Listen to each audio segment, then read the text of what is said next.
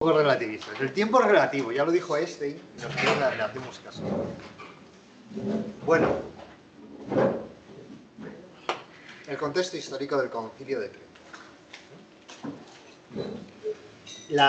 Recordáis, ¿no? ¿Dónde estamos? ¿Vale?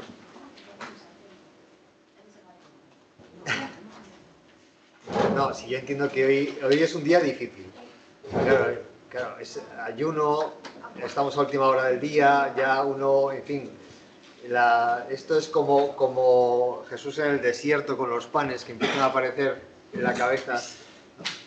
¿No os habéis dado cuenta que cuando es día de ayuno es cuando más hambre se tiene, o sea, cuando más se piensa en comida? Pues... Bueno, a ver, la primera etapa del Concilio de Trento, 1545-1541. ¿Qué es lo que va a pasar? Ya vimos cómo al Papa Pablo III le cuesta muchísimo convocar el concilio. Ya por fin, cuando lo ha conseguido, ¿qué situación se encuentra? Pues se encuentra que los padres conciliares están divididos fundamentalmente en dos partidos. El primero es el que se va a llamar Partido Imperial, con este nombre, ¿qué indica? ¿Quiénes son? Pues los obispos pertenecientes al Imperio Alemán, Imperio Germánico, ¿y quién más? España, evidentemente, porque Carlos V de Alemania y primero de España, pues eso. Y tienen unas pretensiones muy claras, y es, de alguna forma, van a ser los portavoces del emperador en el aula conciliar. ¿Quiénes son el partido papal? Bueno, no todos los demás, cuidado, no todos los demás, sino fundamentalmente, por supuesto, los legados pontificios, más los obispos curiales, que había muchos, los obispos de la curia.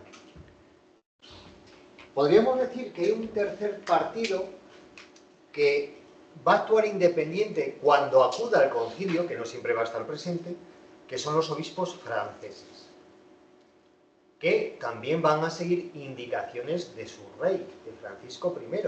Recordad que está enfrentado a Carlos V. Con lo cual, bueno, pues todo este conjunto de elementos, más las luchas en el Imperio Germánico entre la Liga Esmalcalda, la Liga Católica, las guerras entre Francia y el Imperio, todo esto provocan que el concilio vaya dando tumbos,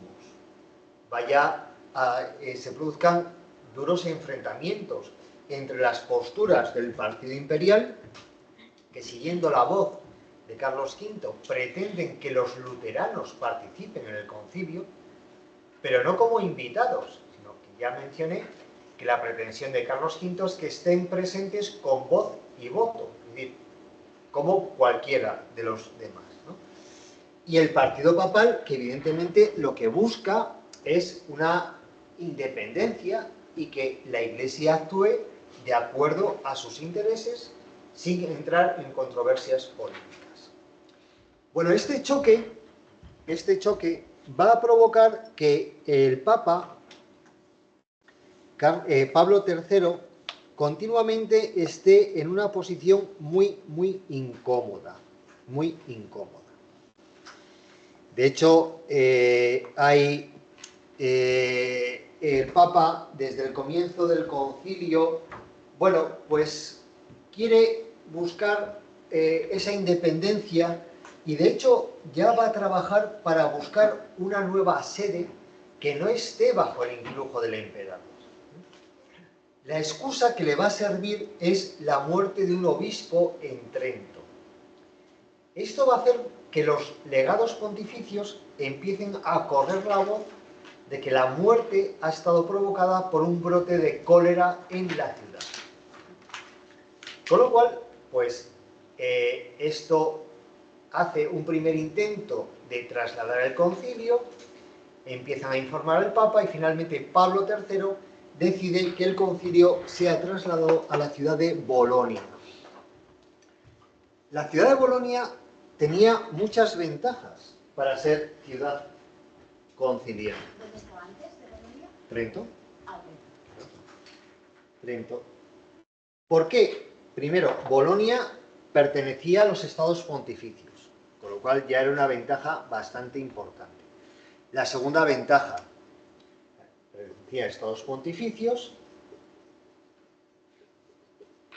Segunda ventaja, era una ciudad universitaria. Había la universidad, fundada por el cardenal Álvaro de Albornoz, español, todavía sigue existiendo, ahora ya es un colegio, el Colegio Español de Bolonia. Por lo tanto, contaba con bibliotecas, algo que era importante. Y luego, pues también había muchas órdenes religiosas, con lo cual había alojamiento. Cosa que tampoco es ninguna tontería, evidentemente. Bueno, pues efectivamente, esto, ¿qué es lo que hace? El traslado del concilio provoca las iras de Carlos V y un duro choque de trenes con el Papa. Porque el emperador ve frustrados sus intentos de que los luteranos entren en el concilio y conseguir la unidad del imperio. Bueno, este choque hace que finalmente el Papa Pablo III suspenda definitivamente en la celebración del concilio. La suspende. Sine die. Hasta nueva hora. Y así va a dar comienzo la segunda etapa. ¿Pero por qué no podían entrar los? O sea, solo por cambio del sitio ya no pueden entrar los luteranos. Claro, porque una de las condiciones que pedían los luteranos es que fuera un concilio alemán. Trento se consideraba ciudad alemana porque pertenecía al Imperio Alemán. Bolonia ya no. Con lo cual, y luego dejaba de estar bajo el paraguas del emperador. Con lo cual el emperador perdía cualquier tipo de control. Sí. Bueno, pues tenemos que esperar. Bueno, ¿qué es lo que va a ocurrir? Bueno, pues que el Papa se nos muere, que suele ocurrir, es una cosa muy habitual, ¿no? Con esto no quiere decir nada, ¿eh? Pero aprovechamos para rezar por el Papa. Y es elegido, fijaos, es elegido como sucesor el cardenal del Monte, con el nombre de Julio III. ¿Por qué esta elección es importante? Porque el cardenal del Monte era legado pontificio del Papa en el Concilio de Trento.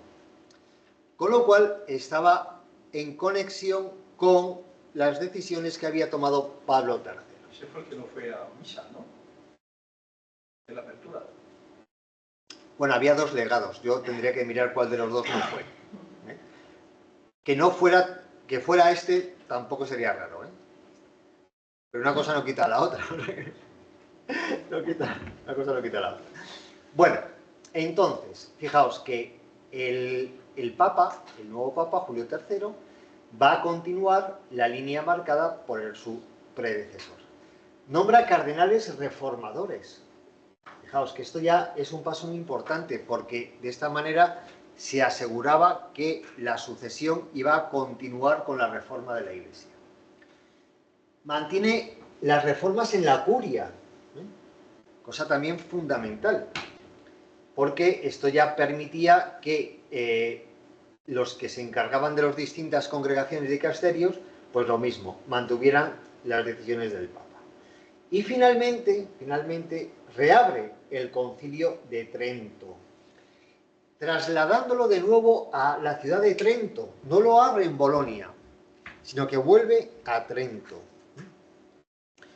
Y vuelve a Trento precisamente porque necesita del apoyo de Carlos V frente al rey francés Enrique II.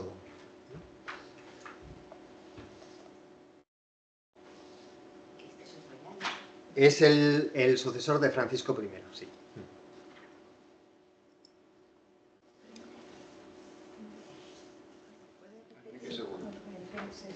Sí. Enrique II, el Papa Julio III, vuelve a Trento porque necesita la ayuda de Carlos V frente a Enrique II, que para hacer la guerra al emperador, a Carlos V, está apoyando a los luteranos, los movimientos luteranos. Bueno, ¿por qué se va a caracterizar la etapa, esta segunda etapa? ¿Veis? Es brevísima, apenas un año. Y la participación de los obispos en esta etapa va a ser muy minoritaria, muy minoritaria. Bueno, se cayó.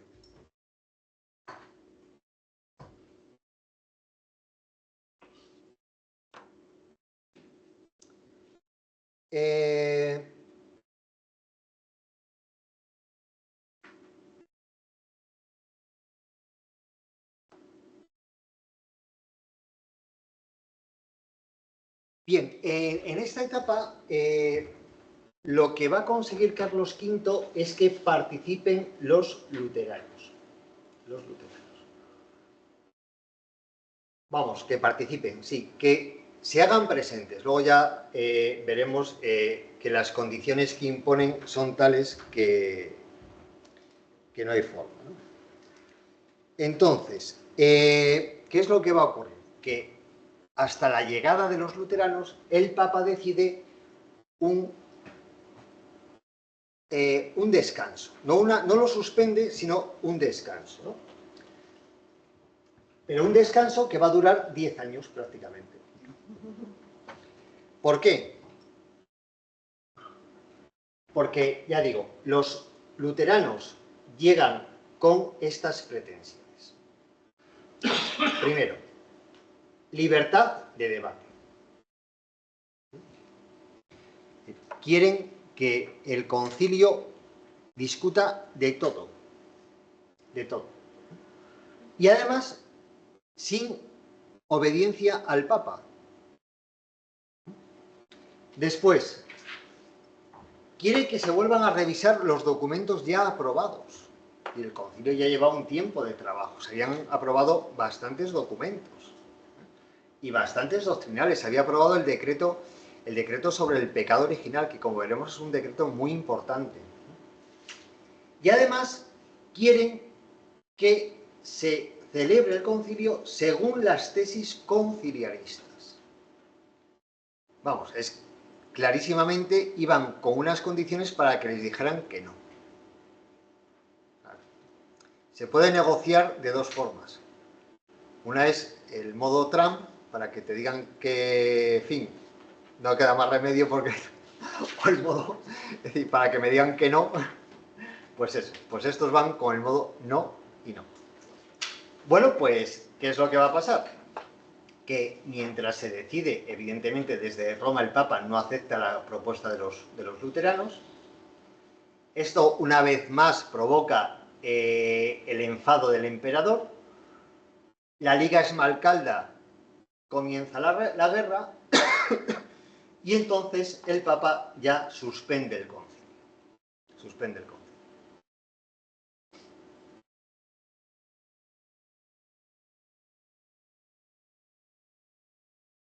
¿La Liga Esmalcalda cuál era? Protestantes, la Liga de los Príncipes Luteranos.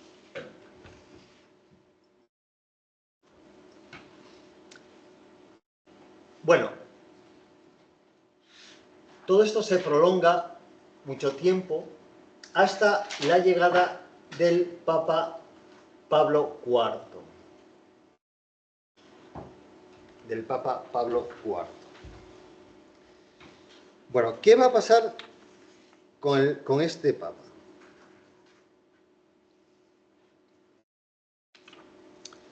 Bueno, es el cardenal Carafa, que junto con San Cayetano de Thiene ha fundado los teatinos. El cardenal Carafa y San Cayetano pertenecen a un movimiento de reforma llamado el Oratorio del Divino Amor. A pesar del nombre y a pesar de estar muchos años de su vida pegado a un santo, tenía un carácter bastante inaguantable este Papa, ¿no? Y de hecho, va a provocar dos cosas. Primero, la guerra con España. se enfrenta con Felipe II, que es quien ahora está de rey en España, y se niega a reanudar el Concilio de Trento. Se niega a reanudar el Concilio de Trento.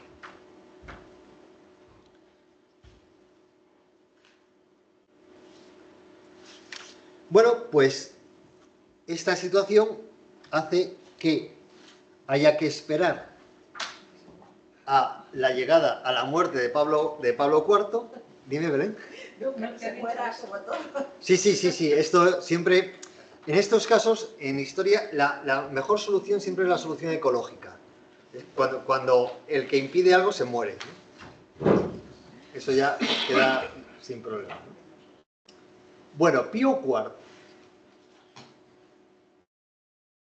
Fijaos, Pío IV es un papa, como muchos de esta época, tremendamente nepotista. ¿Os he explicado de dónde viene esta expresión? La palabra nepotista. Creo que sí lo dijo, pero por una... Bueno, viene del italiano nipote, que es nieto o sobrino. Y hace referencia a cómo los papas, generalmente, no solo, pero los papas, colocaban a su familia en puestos importantes de la curia romana. Bueno, pues en este caso, el nepotismo de Pío IX nos va a salir, vamos, redondo. Porque coloca a su sobrino como cardenal en la curia romana. ¿Quién es su sobrino? San Carlos Borromeo. Aunque, bueno, a veces las cosas salen bien, ¿eh? A veces las cosas salen bien. Y además es un papa que está convencido, primero, de que es necesaria continuar la reforma de la Iglesia, para él no hay ninguna duda, y que esa reforma tiene que ser a través del concilio. Pero claro, después de tanto tiempo, el concilio se ha suspendido en 1552.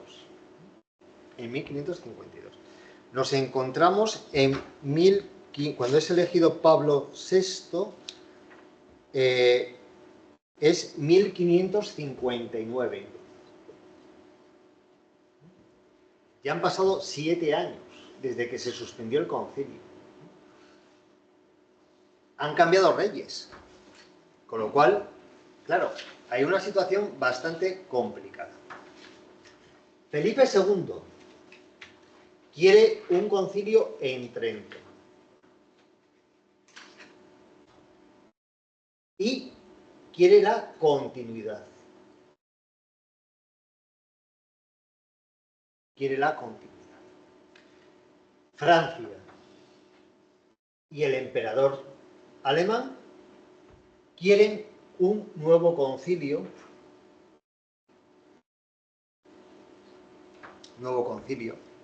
Ya la ciudad les da prácticamente igual, pero un nuevo concilio, ¿por qué? Francia, porque quiere seguir quitando poder a los Austrias, aunque el imperio ya está dividido, pero ahí está. Y el emperador, porque sigue teniendo luteranos en su imperio y quiere que participen. Y por lo tanto, pide, bueno, más que pide, aquí no se pedía nada, se exigía un nuevo concilio que empezara de cero. Bueno, yo no sé si Pío IV era gallego o tenía descendencia gallega, pero publicó una bula en la que más o menos consiguió engañar a todos. Bueno, yo creo que el único que salió favorecido fue Felipe II. ¿Por qué? Porque abrió de nuevo el concilio en Trento, pero la bula no dejaba claro la fórmula que emplea, ¿sí? Una fórmula muy curial, muy italiana. Digo muy italiana porque si leéis un texto italiano, una carta de un italiano, si no eres italiano, posiblemente no te aclares. A mí me contarán la siguiente anécdota. En una orden religiosa pidieron un informe para que les dijeran si algo estaba bien o no estaba bien. a una congregación vaticana. Y llega la carta, una carta larguísima. Y no entendían nada. Ya, sí, no, tal. Y ya se la dan a un italiano. La ley italiana dice, dicen que sí. Pues eso, Pío IV, muy a la italiana, hace una bula en la que consigue confundir a todos y no queda claro si es un nuevo concilio o es continuidad del concilio. Lo que sí sabemos es que reanuda el concilio y es una tercera etapa del concilio de Trento. ¿Vale?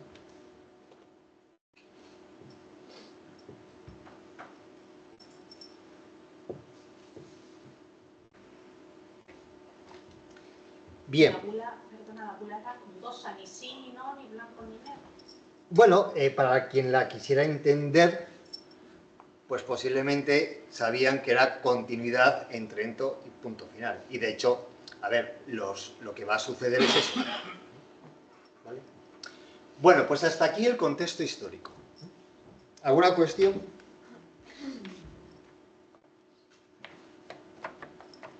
Ahí se hablaba en latín. En latín, En sí. alemán.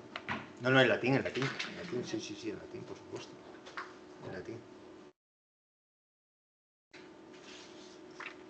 Bueno, pues vamos a ver entonces ya los debates doctrinales, el punto 2.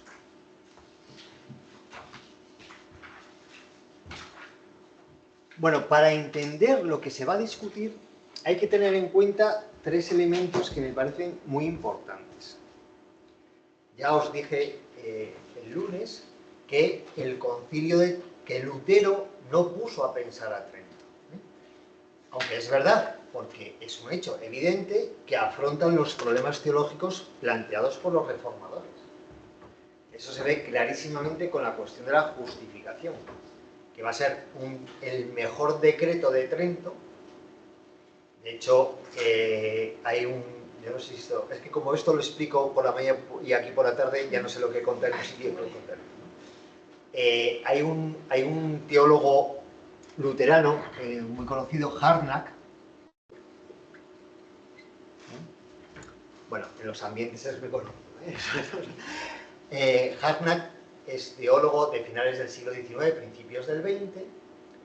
Dice que si Lutero hubiera vivido cuando Trento aprobó el decreto de la justificación, posiblemente habría rectificado.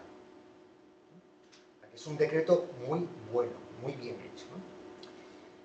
Recoge la doctrina católica medieval, sobre todo durante la Edad Media, en la escolástica, con Santo Tomás, Duns Scoto, se había desarrollado mucho la teología sacramental.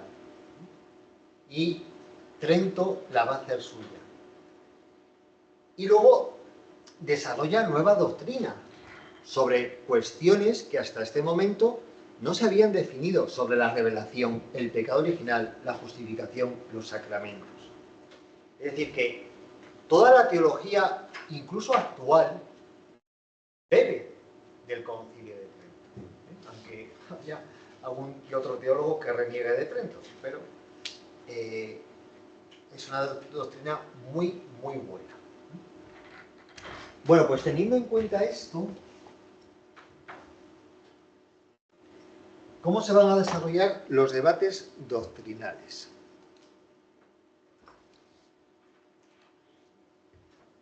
Bueno, pues recordáis que una de las primeras preguntas que se plantearon era, bueno, a ver, ¿por dónde empezamos? Cuestiones de doctrina, cuestiones de reforma, se dan cuenta que tienen que ir unidas. Con las cuestiones doctrinales pasa algo parecido. Dicen, bueno, ¿cuál es la cuestión fundamental que tenemos que abordar? ¿Por dónde empezar? Y todos están de acuerdo en que una cuestión clave es la justificación por la fe. Eso lo tienen que abordar. Y entonces, cuando empiezan a discutir, dicen, bueno, a ver, un momento. Pero claro, ¿cómo vamos a abordar la justificación por la fe si no abordamos antes la cuestión del pecado? Porque claro, si Lutero parte del hecho de que todos estamos dañados por el pecado, Pues ¿cómo nos vamos a justificar? Primero habrá que explicar el pecado original y las consecuencias del pecado original. Perfecto, muy bien, pues venga, a por el pecado original. Y cuando se van a poner con el pecado original, a ver, un momento, siempre había alguno que estropeaba la fiesta. A ver, cuidado que nos lo estamos jugando con los luteranos. Y los luteranos dicen que no aceptan nada que no esté fundamentado en la Escritura. Ah, claro, es verdad. Pues habrá que explicar el tema de la Escritura. ¿Pero la Escritura qué es? La Escritura es la revelación. Ah, pues ya está. Pues hay que empezar. El principio tiene que ser la revelación. Bueno, pues lo que van a hacer es establecer el fundamento, la revelación y el papel de la Escritura en la revelación. ¿Y el concilio qué es lo que dice sobre la revelación? Fijaos, una cuestión importante. Dice que la revelación nos llega por dos canales. La Escritura y la tradición. Y ahora os pregunto. ¿Ya habéis estudiado teología fundamental? ¿Quiénes habéis estudiado teología fundamental? Estamos en ello. Estáis en ello. ¿Os han explicado la Dei Verbum? Algo. Entonces, según la Dei Verbum, ¿cuántas fuentes hay de la revelación? Dos. ¿Cuáles? Escritura y tradición. Y el magisterio. El magisterio no es fuente. El magisterio es custodio de la revelación.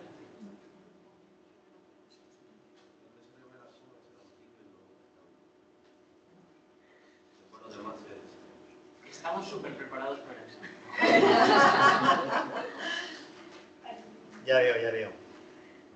Bueno, la Dei Verbum dice que hay una fuente de la revelación que nos llega a través de la Escritura y la tradición, pero habla de una única fuente.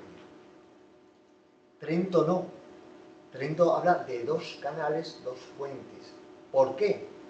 Porque Trento tiene de trasfondo la controversia protestante y tiene que reafirmar o tiene que evitar cualquier atisbo de sola escritura, mientras que el Vaticano II tiene de fondo el diálogo ecuménico y quiere evitar que se interprete que son dos fuentes separadas que no están unidas, como si la revelación viniera por dos sitios totalmente distintos, como si la escritura y la tradición fueran cosas distintas, elementos distintos. Entonces, para unirlo, dice que hay una única fuente, que son la escritura y la tradición unidos. ¿Vale? Bueno. Esto era para ver si estabais despiertos. Bueno, después habla del sentido auténtico de la escritura. Fijaos, que es verdad que habla de la tradición, pero fundamentalmente se va a ceñir a la escritura. Ya, por un poco de orgullo patrio, ¿sabéis qué teólogos van a tener una gran influencia en este documento? Los españoles, sí señor. ¿De qué universidad? A ver si ibas a decir San Damaso. Salamanca. Salamanca, precisamente, ya llevaban años trabajando en el canon de la escritura. ¿Vale? La participación, ya digo, por orgullo patrio, la participación de los obispos y teólogos españoles en Trento va a ser muy importante. Bueno, pues se establece que la Biblia, fijaos, es la primera regla de fe. Con lo cual ya aquí ya están estableciendo como un principio, ¿no? Y luego la Iglesia, el magisterio. Los que decís que son tres fuentes, las tres fuentes de la teología sí que son tres: escritura, tradición y magisterio. Pero de la teología. Aquí el Concilio de Trento va a decir que la Iglesia es la que garantiza la verdad de las enseñanzas de la Escritura. Define cuáles son los libros canónicos. Fijaos, que hasta ahora estamos en el siglo XVI. no se habían dicho cuáles eran. Y finalmente establece un texto oficial, a partir del cual se tienen que elaborar todas las Biblias, que es el texto de San Jerónimo de la Vulgata. Habrá que esperar a Juan Pablo II para que se revise esto. Juan Pablo II publicará un decreto por el que establece que el texto oficial de la Sagrada Escritura para la Iglesia es la Neo-Vulgata, que es una nueva edición crítica que se hizo, bueno, pues a partir de distintos estudios, ¿vale? Todos los documentos magisteriales hoy en día se citan según ese texto de la Neo-Vulgata, ¿sí?, que está en latín.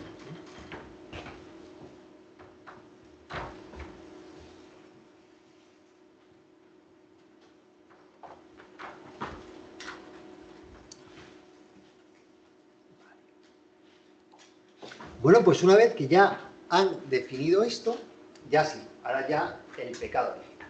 Perdona, solo muy breve, volviendo a lo de las dos fuentes y una fuente, realmente no es que lo pensaran claramente, sino que les convenía un poco por romper con los... No, no te creas, a ver, sí que lo pensaron, y es verdad que lo pensaron de acuerdo a esta controversia, pero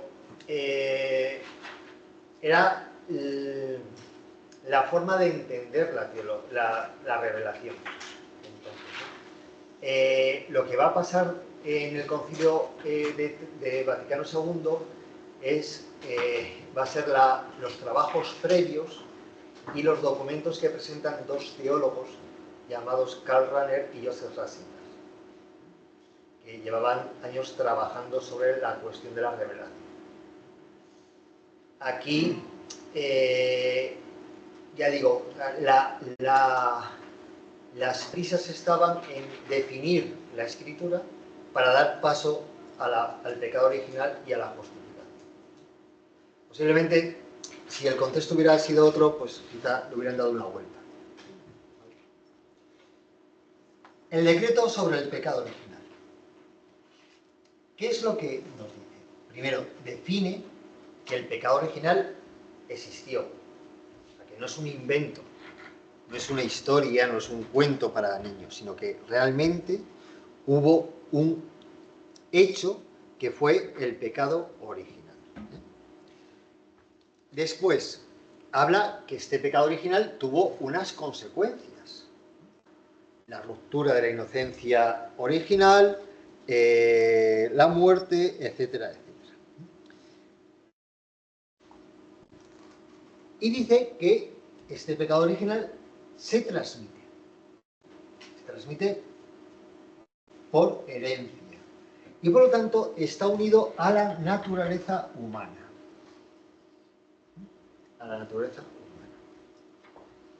Por lo tanto, ya dice que hubo pecado original y que este pecado original se ha transmitido. Al explicar esto también, el concilio va a distinguir entre pecado original originante y pecado original originado. El pecado original originante es el de Adán. Y el pecado original originado es el de la humanidad.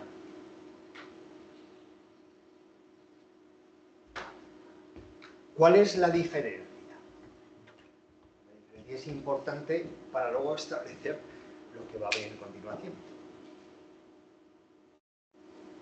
¿El pecado original en nosotros es un pecado personal? No, porque no lo hemos cometido nosotros. Esa es la diferencia. El pecado original originante que comete Adán es un pecado personal, porque lo comete él. Pero, sin embargo, no es personal en nosotros porque lo heredamos. Esto es importante para luego explicar lo que es la concupiscencia. Bueno, continúo. El concilio hace una excepción con la Virgen. pero no define el dogma de la Inmaculada. Porque es una cuestión muy debatida, muy debatida. Tendremos que esperar al pontificado de Pío IX, 1854, para que quede definido el dogma de la Inmaculada. Pero entonces ya se tenía constancia, Había debate. tenía sensibilidad. O sea, se consideraba, o sea, todos los teólogos estaban de acuerdo en decir que la Virgen había nacido sin pecado original. Pero no todos estaban de acuerdo en decir que era Inmaculada Concepción. Porque la diferencia está en que en aquella época se entendía que el alma no se infundía en el feto al ser concebido, sino cuando ya llevaba unas semanas de vida. Por lo tanto, la Virgen es concebida, pero luego cuando se le infunde el alma, ya es un alma sin pecado, pero no es Inmaculada Concepción. ¿Vale? Le digo, habrá que esperar hasta Pío IX. Y luego dice el concilio que el pecado original queda borrado completamente por el bautismo por los méritos de Cristo. Esto también es importante porque está diciendo que el bautismo no es una obra humana, ¿no? Sino que es una participación en la muerte y resurrección de Cristo. Y luego dice, queda la concupiscencia, que también es importante porque está diciendo, cuidado, el pecado original no es lo mismo que la concupiscencia. La concupiscencia no se puede identificar con el pecado original.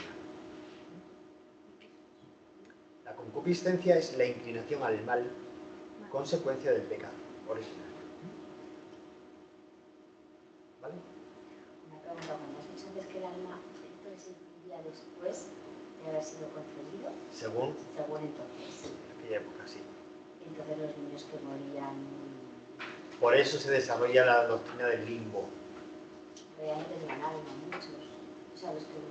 Claro, por eso en la teología medieval aparece esa figura del limbo, que es donde van los niños no bautizados. Pero Y luego- el alma era después de la concepción o después de la nacida. ¿El qué? Lo de que te infunden el alma era... No, después de la concepción. Después de la O sea, concepción. siendo todavía un feto en desarrollo, se consideraba, no me acuerdo cuánto tiempo, no sé si unas semanas o así.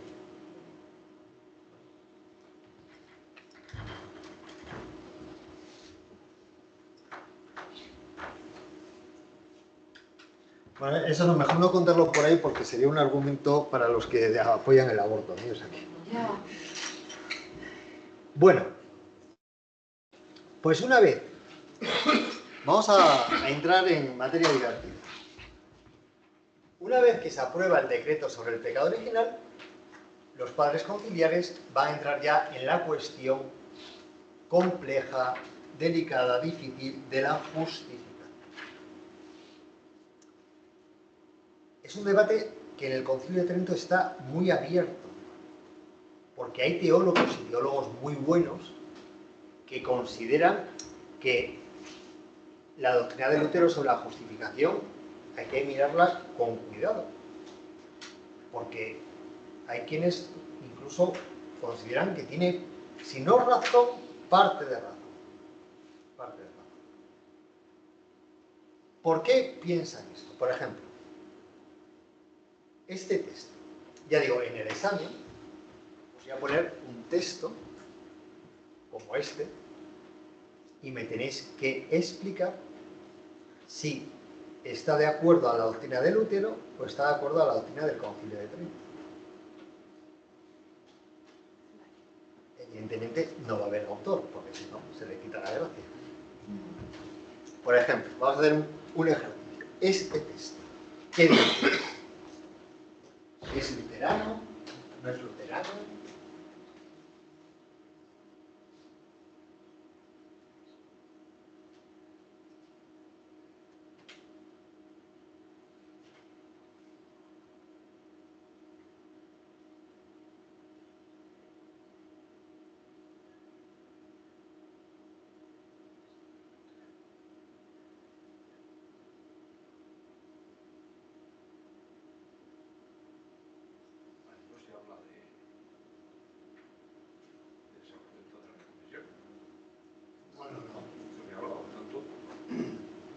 no sea no quiere decir nada.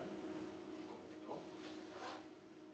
Dice, tenemos el perdón de los pecados recibidos ante Dios por nuestros propios méritos. No, y algo más. Claro, dice por gracia, porque Dios es No, Cristo. bueno, eso es necesario, pero no es suficiente. Está ¿Cuál es la claro- condición de suficiencia en ese texto? La confesión. Digo yo, ¿no? Lo otro está necesario, pero no es suficiente. No, estamos hablando del pecado original. En todo caso sería el bautismo. Ah, estamos hablando.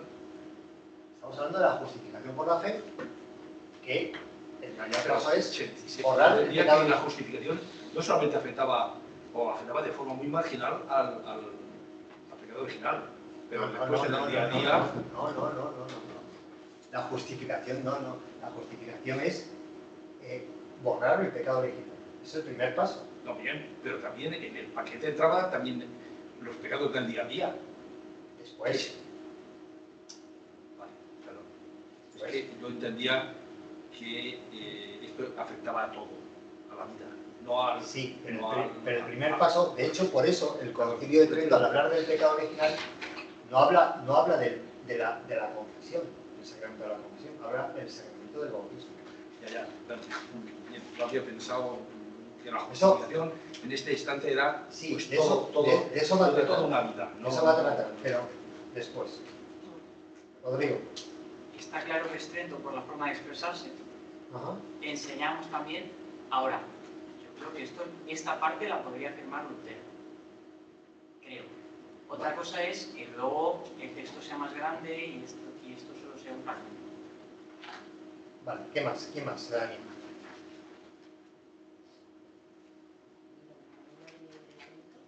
¿Cómo? Enseñamos también eso, lo que no sabía que tenía un modo de redacción particular. Yo no he dicho nada.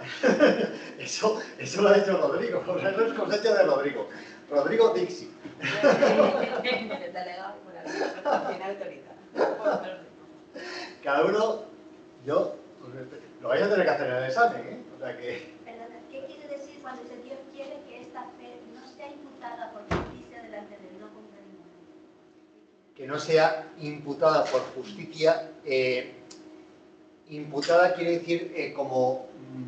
¿Juzgada? ¿Juzgada? sí, puede ser. Puede ser. Yo diría que el de Lutero. En este caso. A ver, ya tenemos dos luteranas. Laura, Yo creo que no, es de Trento. que es de Trento. Ya tenemos dos tridentinos. Habla del perdón de los pecados, de la justificación por la gracia y de la fe. Venga, uno más. Para desempatar. A ver, Javier, venga, anímate. Yo diría que de Lutero, porque las Y yo menciones creo que a San Pablo. Yo digo que Bueno, no es de Lutero. No es de Lutero. Es de Melanchthon. Es Felipe Melanchthon, el discípulo de Lutero.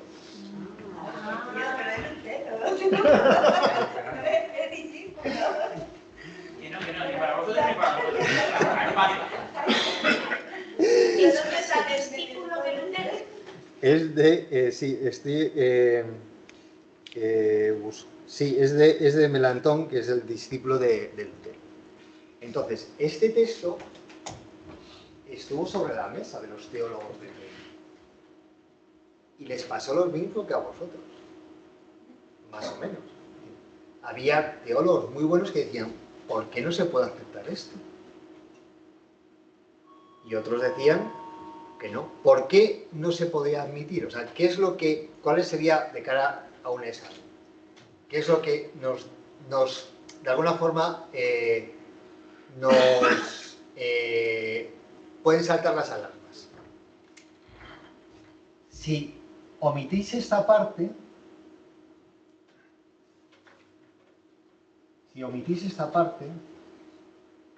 ¿qué dice? No podemos por nuestros propios méritos.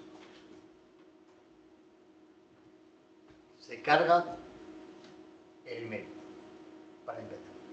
Porque además dice obras o satisfacciones.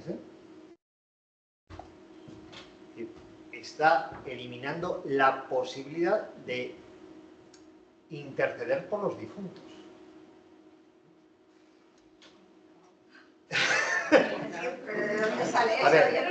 A ver, ya os digo, o sea, en el examen no se trata de acertar, porque ya os digo que no vais a acertar. Efectivamente, lo que me interesa es que razonéis y que lo expliquéis, porque no vais a saber quién es el autor, no vais a saber la época, no vais a saber de dónde está, no tenéis los datos, además es un texto entresacado. Hubo un año que puse un texto de un santo, no voy a decir quién, y muchos dijeron que era luterano. Y era un texto de un padre de la iglesia. Claro, efectivamente, es que claro, está sacado de contexto, no sabes quién es, cualquier cosa. Claro. Si hablamos del pecado original, ¿qué tiene que ver la satisfacción de los difuntos? Si ya está. Claro, pero ahí, ahora sí que me deis colocado el todo. No, en serio, además, porque dice, no hablamos de satisfacciones, pero si estamos hablando del pecado original, no tiene nada que ver con los pecados del día a día de claro, que tengamos que redimir y pintar la pared. Sí. Digo yo, ¿no? A ver si me entiende. No, sí, te entiendo perfectamente. El pecado original... Te explico. Sí, por favor. Tú, con lo que decías antes, identificabas la justificación por la fe con el conjunto, ¿vale? Yo te decía que sí, que eso lo va a hacer el Concilio de Trento, pero en un primer momento aborda lo que es la justificación del pecado original. O sea, el Concilio de Trento, lo vamos a ver ahora, sitúa como dos momentos. Uno lo que es la justificación y otro la santificación. La justificación va a ser borrar el pecado original, cómo se borra el pecado original en nosotros, y cómo mantenemos la gracia recibida en el bautismo, que es la santificación. Entonces el Concilio de Trento, ya lo adelanto, va a decir que evidentemente estamos justificados por los méritos de Cristo, pero luego la santificación se realiza primero por la gracia de Dios y segundo por nuestros méritos. Entonces, este texto, es verdad, como decía, ahora vamos a este texto, está entresacado de una doctrina de Melanchthon, donde habla de más cosas. Entonces, por eso la satisfacción se refiere a por una de las cosas que negaban los luteranos, precisamente vinculada a la justificación, es que un muerto ya no puede merecer. Por tanto, si ha muerto en pecado, si está condenado, está condenado. Ya está. Bien, y luego dice, por medio de Jesucristo, por fe. La sola fe. La sola fe. Si creemos que Jesucristo ha sufrido por nosotros. Aquí incluso se podría interpretar como un sentido un tanto subjetivo de la fe. Y si no creo, pues es que Cristo no ha muerto. No, es que creas o no creas, Cristo ha muerto por ti. Pero si creo, entonces, bueno, pues a lo mejor, pues eso, si Dios quiere me salva, ¿no? Lo que vimos de la justicia, ¿vale? Pero bueno, ya digo, que nadie se angustie, que... Y se admiten apuestas, ¿eh? Bueno. Vamos a poner un porcentaje, ¿no? Sí. 1%. Bueno, entonces, los teólogos se van a plantear una serie de preguntas antes de redactar el texto que van a presentar al concilio. La primera, ¿qué se entiende por justificación? Es lo que veíamos antes, ¿no? Y justificación se refiere a que se borra el pecado original, algo más, algo menos, ¿a qué se refiere en concreto? ¿Quién es el que justifica? Porque había una teoría que defendían algunos que era la doble justificación. Igual que había dos canales de la revelación, algunos teólogos decían, bueno, es que hay una parte que le corresponde a Dios y otra parte que nos corresponde a nosotros. Una doble justificación. En tercer lugar, muy bien, ¿vale? Y se puede aceptar la afirmación de Lutero de justificación por la fe. ¿Nos podemos salvar solo por fe? Solo por fe. La palabra clave es el adverbio, solo. Solo. ¿O no?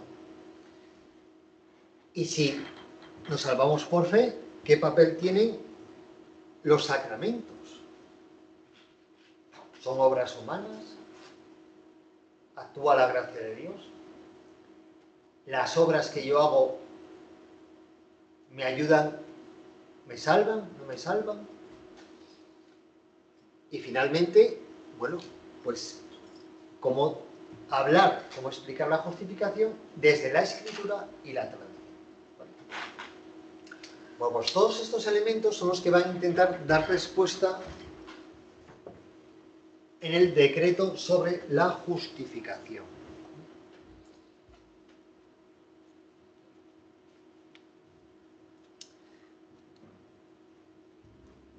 ¿Qué dice el decreto? Primero, fijaos, es muy interesante, porque niega la doble justificación. No se puede decir que hay una justificación debida a Dios y otra debida al hombre. Esto tiene, si lo pensáis, tiene su lógica. Un niño recién nacido que es llevado a bautizar, ¿qué ha hecho para justificarse? ¿Qué puede hacer? No puede hacer nada. No puede merecer nada. Está recién nacido. ¿Verdad? Y ya con llorar y comer, como decía mi hermano cuando habían nacido mis sobrinos, nuestra vida es aburridísima. Solo hablamos de pañales, biberones y esto. Pues eso, ¿no? Pobrecito mío. Y entonces dice, fijaos, la justificación es obra de Dios. No es obra humana, sino el que justifica es Dios. Y esto es fundamental. ¿Cómo explica que la gracia de Dios es la que actúa para justificar? Dice, comienza. Es decir, que el inicio de la justificación comienza en Dios. Es Dios el que nos salva. Fijaos, continúa. Por tanto, sigue siendo obra de Dios la justificación hasta el final de mis días.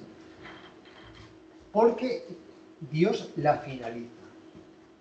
Dios la finaliza. O sea, la gracia comienza, continúa y finaliza la justificación. Sí. Comienza, ¿no? Continúa y finaliza. Comienza, continúa y finaliza. La gracia comienza, continúa y finaliza. Os leo el texto. Dice, el comienzo, la continuación y el final de todo movimiento hacia la gracia es siempre efecto de la gracia misma. El comienzo, la continuación y el final de todo movimiento hacia la gracia es obra de la gracia misma. ¿Qué precede? ¿Qué quiere decir que precede? Que antes de que yo haga cualquier cosa, actúa la gracia de Dios. Que la gracia de Dios siempre es lo primero. Segundo, acompaña. Acompaña. Impulsa y culmina.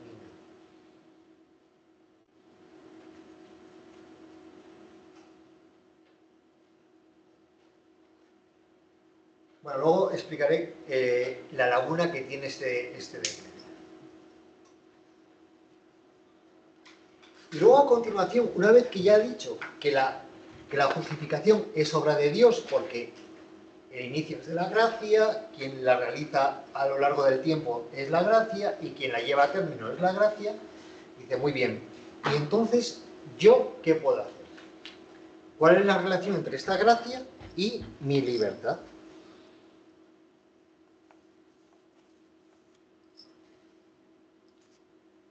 aquí es cuando viene a explicar la justificación por la fe.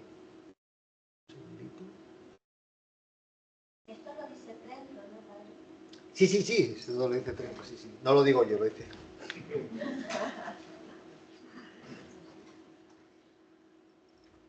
Dice, el mantenerme en esta gracia, evidentemente, también depende de mí, en cuanto que tengo que merecer. Tengo que merecer. La gracia se da, pero, dirá el concilio, yo tengo que colaborar con la gracia.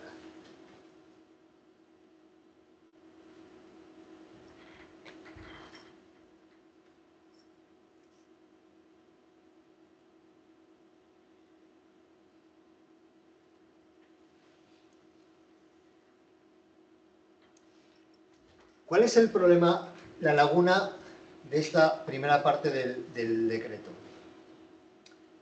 Que no explica cómo es esa relación.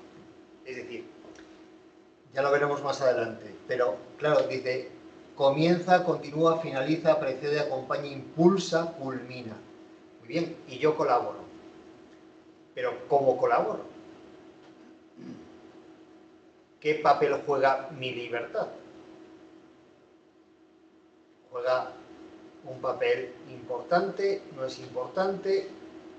¿Tengo que hacer mucho, poco, medio pensionista? Con lo cual, todo esto pues, va a generar lo que veremos más adelante, que es una controversia teológica importante. ¿Vale? Bueno, y finalmente, el concilio... Sí. Cuando hablas ahí de santificación anterior, Sí. ¿a qué te refieres? Sí, dice que hay un primer paso, que es la conversión. Es sin merecer. Que es sin merecer. ¿Cómo? Sin merecer. Sin merecer. Claro, porque aquí siempre se supone que se recibía el bautismo de niños. Entonces un niño no merece, o sea, es que no, ya digo lo que os decía antes, no ha hecho nada, ni a favor ni en contra, ¿no? Pero luego está la santificación. ¿Qué entiende por santificación? Mantener la gracia del bautismo. Ya la santificación conlleva una colaboración. Esto sigue actuando, es decir, este principio sigue actuando, pero ya se introduce el mérito, la colaboración.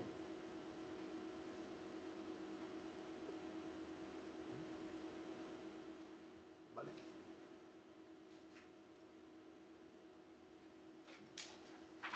¿Ya, Laura? Porque se asume que un niño que está bautizado ya está convertido y va a permanecer en esa fe. Claro. Va a permanecer en la fe porque luego el concilio, bueno, es que, sí, adelanto. El concilio va a explicar que hay sacramentos que imprimen carácter. Aparece la doctrina del carácter sacramental. Y entonces, esa justificación ya se ha realizado, pero lo que queda es mantener la gracia bautismal, que es la santificación, lo que entiende por santificación. Bueno, y finalmente entra en la cuestión de la justificación por la sola fe. Y deja meridianamente claro que la sola fe no justifica. No justifica. Y es aquí donde el concilio introduce un texto que a mí me parece fabuloso de San Agustín. Ya alguna vez lo he mencionado, pero lo voy a leer porque me parece impresionante. Dice, es de San Agustín, pero lo recoge tal cual el concilio de Trento.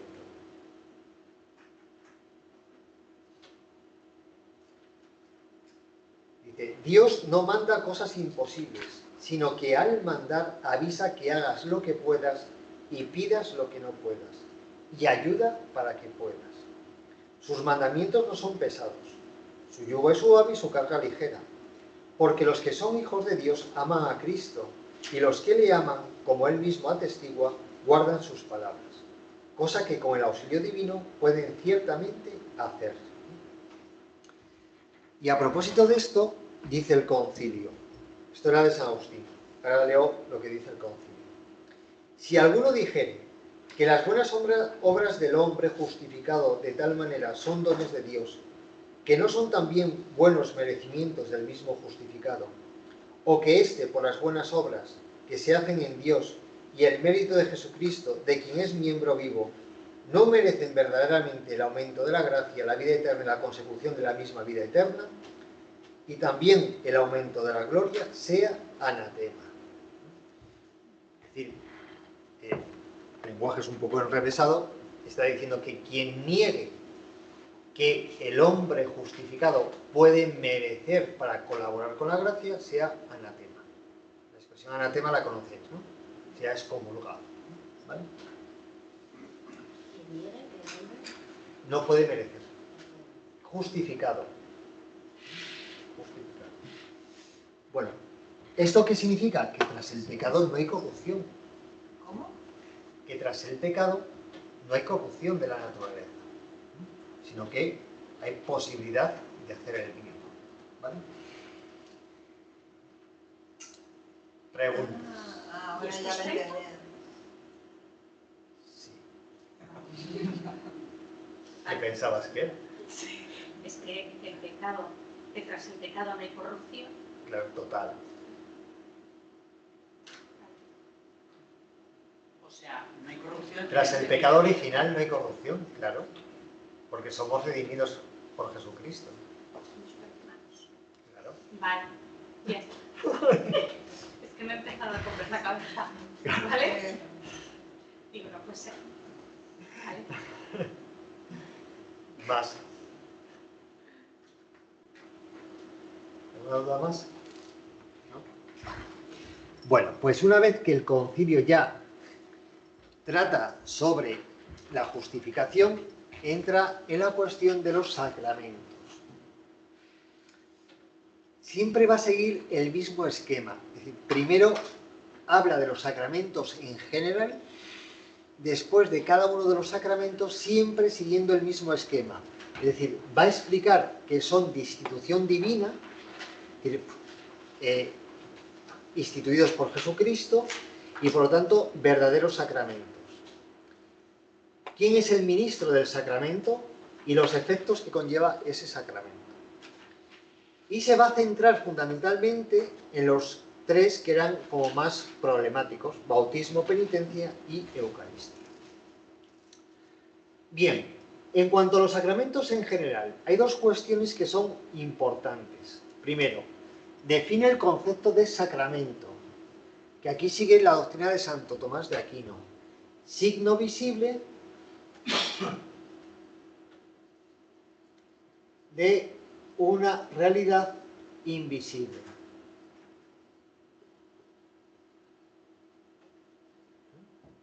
Signo visible de una realidad invisible.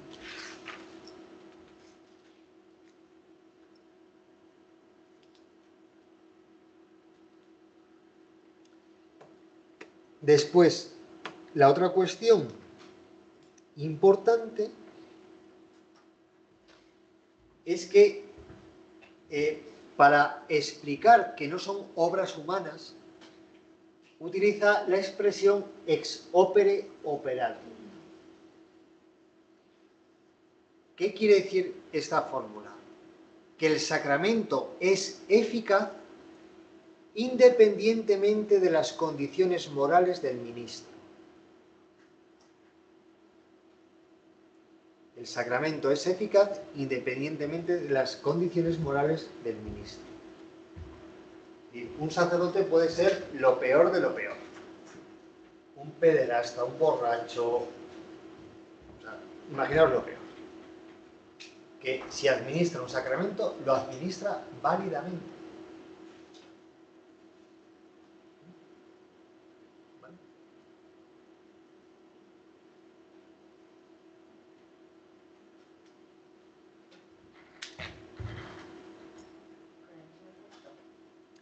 Claro, sí, por supuesto. Si no, no sería válidamente. Ya, bueno, lo decía porque como dicen que aquí está bien, como que el conocimiento de lo que estás haciendo y la fe también puede...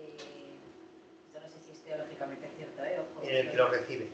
Sí. Las condiciones morales de quien lo recibe sí que hace que la gracia sea mayor o menor.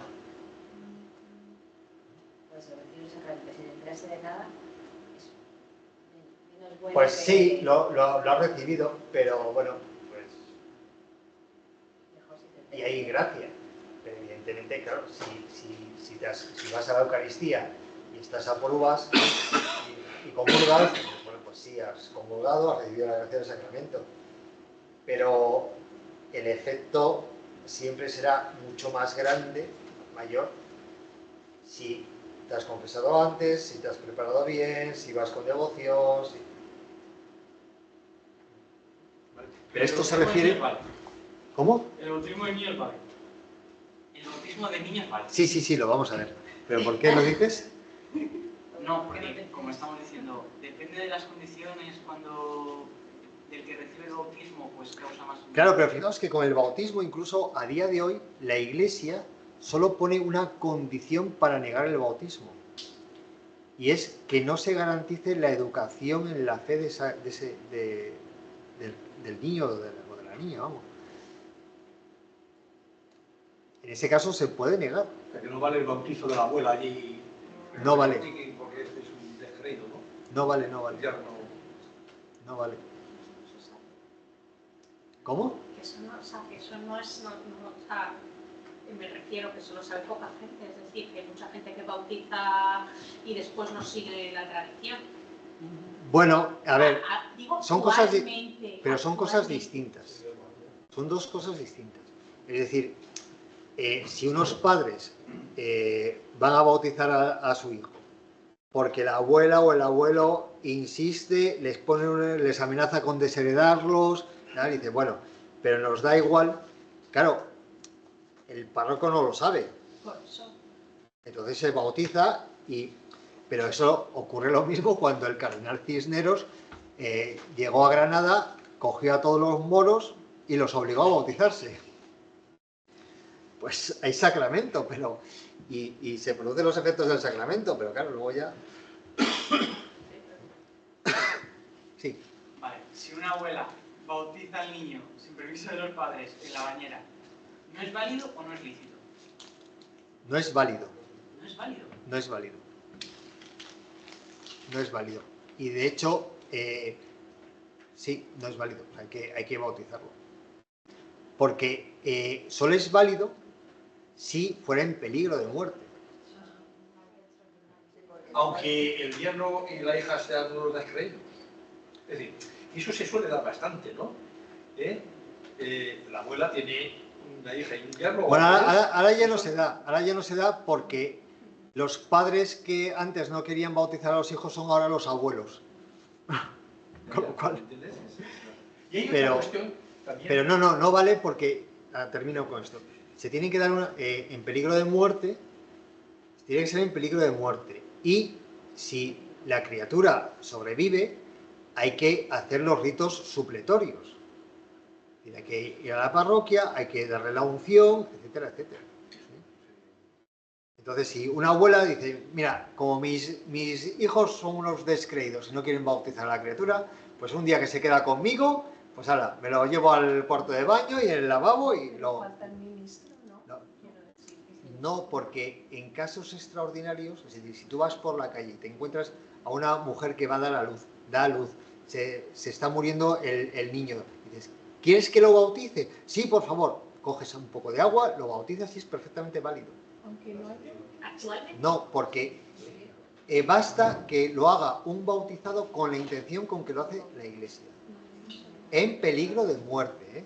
A ver, que nadie vaya cogiendo y se vaya a la Puerta del Sol y venga, ¡hala! Con una manguera, yo no. ¿Hay un ritual para eso también? ¿O un invito como ritual para estos casos? Sí, pero bueno, simplemente va a estar En en el nombre del Padre, del Hijo y del Espíritu Santo. Ya está. Pero en peligro de muerte. Pero en el ejemplo que ponía de la bañera no es peligro de muerte. Por eso digo que no es válido. Claro, porque no había Digo que no es válido. Sí. Sigo con casuística. Pero lo vais a ver, tenéis una asignatura de esto. O sea, Pero uno no llega. no llegan ni a 30. Y me parece que nosotros tampoco. A ver, venga, tira. Si a ti te viene una abuela, oye, que mi hijo me ha dejado a cargo del niño esta tarde, te vengo para No que vale. lo bautices. ¿Y No a ti vale. te algo? ¿Me bautizas? No. Vale. No vale porque en concreto en Madrid, no sé en otras diócesis, pero en Madrid es obligatorio el permiso de los padres o tutores. O el permiso de uno de ellos sin que haya oposición explícita del otro. Porque hemos tenido casos de denuncias contra la libertad religiosa y denuncias contra los sacerdotes, no contra el padre o la madre que ha bautizado, contra la abuela. Entonces en Madrid se exige el consentimiento. Pero ese tema tan importante puede someterse a la casuística de una u otra diócesis. ¿No hay un criterio uniforme en la Iglesia? Generalmente el criterio uniforme suele ser eso, que se necesita el permiso de los padres. Por eso ahora cuando tú vas y pides bautizar a tu hijo, el cura, párroco o quien sea, antes se reúne con los padres, habla con los padres. No es por eso. ¿No? No. Para eso está la solicitud de bautismo. Otra cosa es luego la formación que se les da para el bautismo. ¿Vale? Continuamos en nuestra asignatura Historia de la Iglesia Moderna, Concilio de Trento. Vale. Damos un paso más. El sacramento del bautismo. Mira, ¿ves? Os habéis adelantado, ya no... Ya pasamos al siguiente pero puedo sacramento. saltar, ¿no? Sí. Bueno, verdadero sacramento. Está clarísimo. Es necesario para la salvación. Fijaos que aquí ya, bueno, pues no se entiende que no haya bautismo. Sigue la famosa doctrina del limbo. La cuestión importante, ya introduce también la fórmula del carácter sacramental.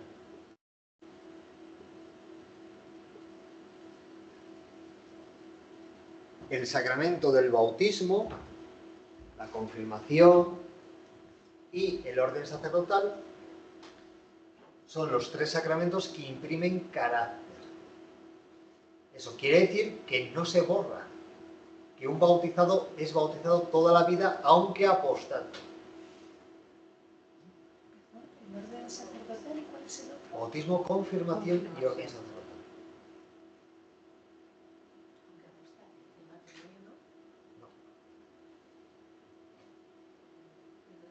Cuando uno o una enviuda se puede volver a casa.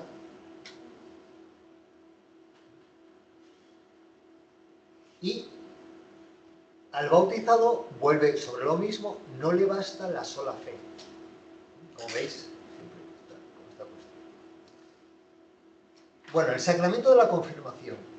Fijaos, aquí es una cosa mínima. Tampoco se preocupa mucho. ¿Qué es lo que dice? Simplemente que es verdadero sacramento y mantiene la doctrina del siglo III o IV, cuando ya el sacramento de la confirmación se ha separado del bautismo, que es distinto del bautismo. Es distinto del bautismo. Lo que no dice es que haya que recibirlo con 10 años, con 15, con 18, con 25, con 50... Ni dice que la catequesis dure un siglo, siglo y medio, no. Simplemente dice que el sacramento, estoy bromeando, es sacramento y distinto del bautismo. ¿Vale? Ah, bueno, sí. Y el ministro es el obispo, ¿eh? Esto es importante. El ministro es el obispo. Antes no lo era. Es aquí donde No. Antes también lo era. En algunas tradiciones no, pero en la latina sí. Y aquí ya se establece que es el obispo. Lo digo porque va a suceder a partir de este momento que los obispos confirman cuando hacían la visita pastoral. Por eso a lo mejor habréis escuchado a personas mayores que fueron bautizadas con 5 años. Es decir, cuando llegaba el obispo al pueblo, se juntaban todos los que no habían sido confirmados desde la última vez y podían ser personas desde 2 años hasta 50. Y pues el obispo confirmaba todo. Sí.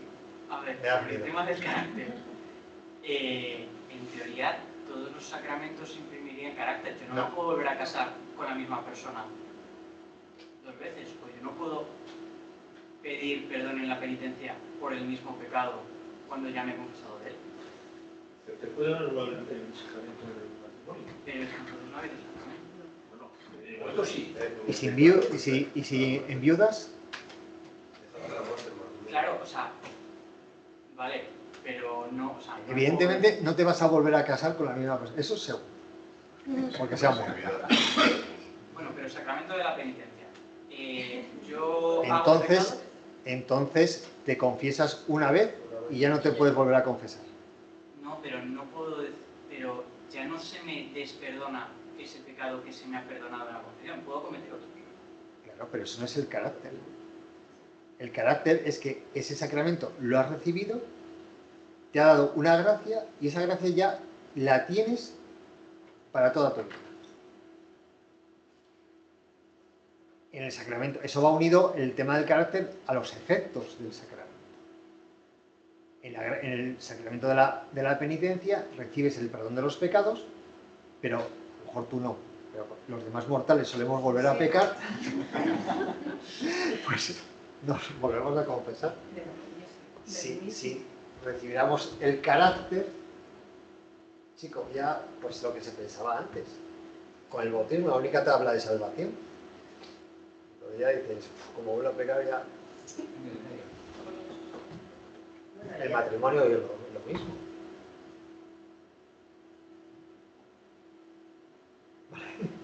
Y te lo dan en la penitencia porque sigue dando gracia. Claro. Es maravilloso. Esto es esta clase patrocinada por la publicidad. Bueno, ¿cómo vamos? Menos mal que pues, si no fuera por estos momentos, ¿verdad? Qué clase más aburrida.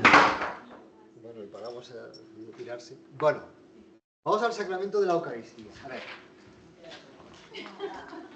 Aquí hay una cuestión que hay que tener muy en cuenta. El concilio distingue entre sacramento de la Eucaristía y sacrificio de la misa.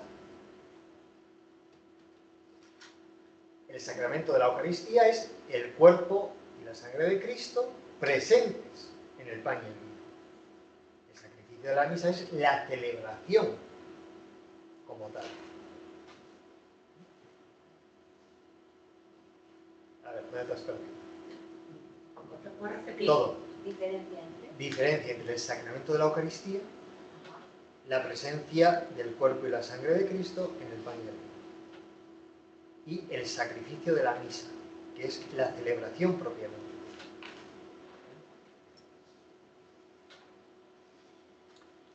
¿Qué es lo que dice el concilio? Primero, define la presencia real.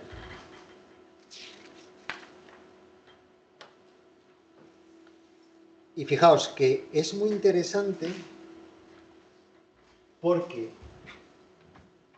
dice, ¿cómo se da esta presencia real? ¿Cómo se da esta presencia real? Dice, mediante la transustanciación. Y define la transustanciación con la palabra conversión.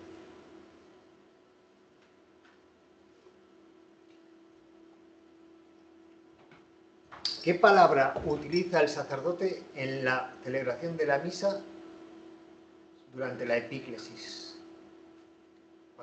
Cuando pone las manos sobre el pan y el vino, invoca el Espíritu Santo para que se conviertan. En la nueva traducción que se hizo del misal, este que tenemos ahora, se introdujo la palabra que aparece en el Concilio de Trento, que antes no se decía. Antes se decía para que sean el cuerpo y la sangre de Cristo. Pero es más auténtico, explica mejor lo que sucede, diciendo para que se conviertan en el cuerpo y la sangre de Cristo. Y hay una conversión, hay una transformación, hay una transustanciación. Entonces, cuando hablan de que el bautismo es conversión, están considerando que es No. cuerpo. No, es otro concepto de conversión. Era muy bonito. Hubiera sido muy bonito. Pero eso no es una vez, tampoco tiene mucha gracia. Y tú te además. No, luego te lo digo. Luego te lo digo. Lo que se me estaba ocurriendo. Pero luego te lo digo a ti. Bueno, y luego, fijaos que al haber una presencia real de Cristo en la Eucaristía, incluso después de la celebración, el concilio introduce la cuestión del culto a la Eucaristía, la veneración a la Eucaristía, y hay todo un desarrollo, creo que ya lo he dicho, impresionante sobre el culto a la Eucaristía que va a dar lugar al arte barroco. El arte barroco inventa lo que son los retablos sagrarios. Todo el retablo es como una custodia que guarda la Eucaristía y se pone en el centro de las iglesias, ¿vale? Y habla de la reserva y la comunión de los enfermos. Pero es que me llama la atención el culto y veneración, pero no es adoración. Sí, no, de hecho habla de adoración. Habla de adoración. Venerar no es lo mismo que adorar. No. Pero lo que el concilio quiere remarcar es que tiene que haber como esa... a ver cómo te lo explico. Reconocimiento a... Sí, mira, esa palabra está muy bien traída. Sí, o sea, que se sepa que ahí está siempre Cristo. Que no es un símbolo, que no es simplemente pan, que no, que está una presencia real siempre.